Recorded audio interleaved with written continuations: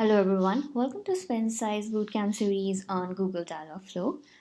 In the last video, we talked about there are three basic elements of any Google Dialogflow: intents, context, and entities.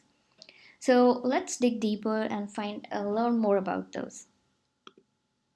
So Google Dialogflow basically is a natural language processing tool, and it derives meaning from the interactions between a human and a computer program, and it then processes the question a user is asking and then tries to deliver the right information.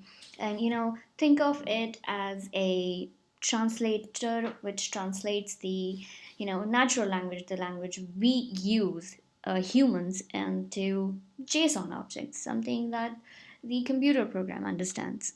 So, just to explain in their words, in Google Dialogflow terminology, an agent uses a machine learning algorithms to match user requests to specific intents, and then uses entities, the entities we're going to talk about in just some time, to extract the relevant data from the intents created.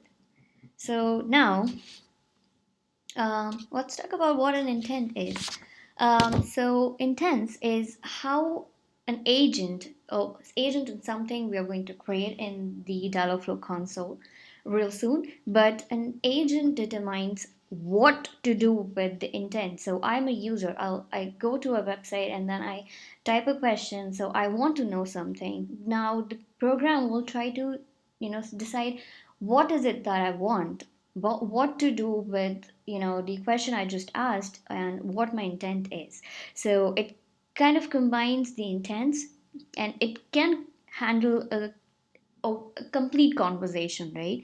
So it could be a back and forth conversation. I want this. Okay, here's the answer. What do you want next? So whenever a user inputs a question, Google Dialogflow tries to match that expression to the best intent defined in the agent. Now, intent are important as they extract the useful information from the user expression. User expression is nothing, it's me as a user asking my question, framing those questions using sentences. And so, yeah, it tries to derive the useful information from the user expression, which is then used to perform the right query to get the answer for the questions. Now, there are fallback intents. Those define how to handle the matching of an expression if there is no match in defined in the intents. How to handle an unmatched intent or an input. Next is entities. So this is just a picture of how the Google Dialogflow console is going to look like. So entities they dictates how to extract the data from the end user expression. There are predefined system entities to match with a number of generic data types, but depending on the business request, they can be customized. And so Google Dialogflow, I will show you in some time, has entities and how these entities come together to help extract the meaning from the user expression. The next is context.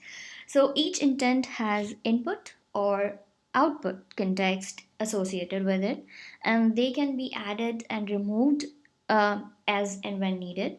And they are needed in the Dialogflow to handle the correct matching of user expression by providing the context to the input question. So that those are the context, and context basically guide the conversation and determine what intents can be matched. And so if contents are active, Google Dialogflow is more likely to match the intents based on the configurations. We will talk about the Google Dialogflow console and agent in the next video. See you there. Thank you.